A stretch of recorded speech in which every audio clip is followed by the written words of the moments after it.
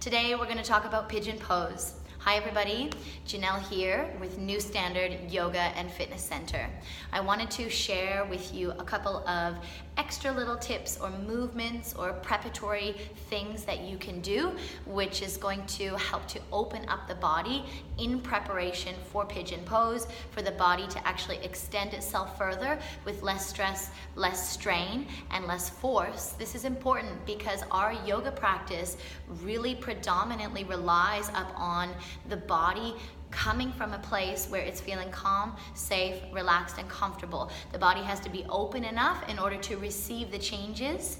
If it's not, the opposite of that would be feeling not safe, feeling uncomfortable, feeling a little bit anxious or a little bit stressed. The body tightens up like this, and then we're trying to stretch it on top of that tension. This is not a very good recipe. So I want to give you a couple of tips that you can incorporate into your Pigeon Pose before you enter into the actual posture itself, to be able to prepare the body so it can extend further again with less stress. Okay, so we're going to start onto the hands and the knees. What we're going to look at exploring today is how we can isolate a particular muscle which will reciprocally relax the opposing muscle in order to allow that part of the body to open and release. So when we do Pigeon Pose, we're looking at stretching the front hip flexor on one side.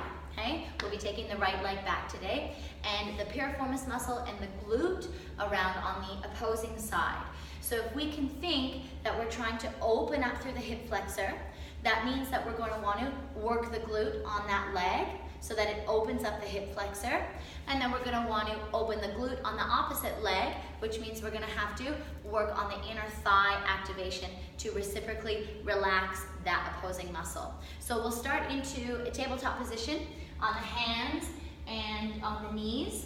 Just check that the shoulders are stacked over top of the wrists and that the hips are stacked over top of the knees here. And the first thing that we're going to do is take the right leg behind us. Doesn't have to be up super high. Check that you're not dropping down into the shoulders. You're really pushing your body away from the floor so that you stay strong and you stay in a dynamic position of strength.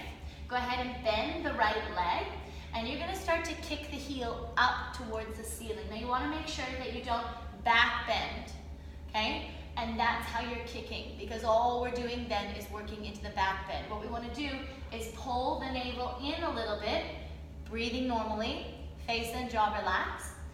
Activate and lift up through the right hamstring so you open up through the hip flexor on the right side, and you're going to do 5 little kicks. 5, 4, 3, lift up from the hamstring, 2, and then you're going to hold on 1, hold for 5 to 10 counts, and then slowly from there, you're going to lower and reach the back toes down.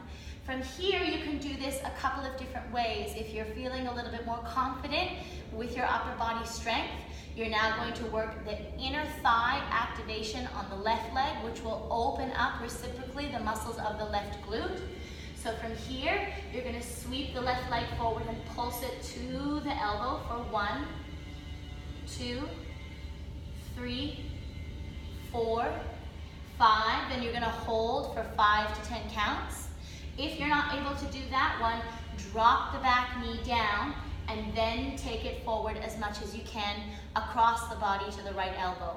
From that point, if you have the back leg lifted or whether the back knee is dropped down, then you're going to slide the left knee towards the left wrist and then allow the hips to slowly release and relax down. Take a few moments. I like to take a few seconds here to sort of set myself up.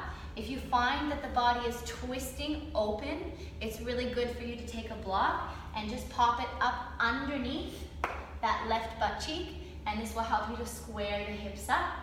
I like to take a little lift of the chin to create some extension through the front of my body, an opening, and then I like to slowly come down, working first onto my elbows, and then potentially you could come all the way down, even with the arms stretched out in front of you, okay? So give it a try. Remembering a couple of tips. When you pump that leg behind you, You're making sure that you're not back bending into the lower back. You're lifting up from the hamstring. You're holding that there to open through the hip flexor on the front side. And then with that front leg, either keeping the back knee drop down or on those toes and crossing it over the body to activate through the inner thigh, which reciprocally relaxes through the glute on that left leg on the front side.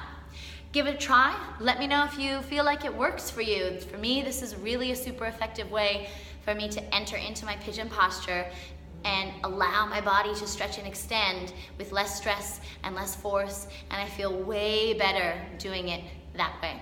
Give it a try. Let me know what you think. Thanks so much. Bye.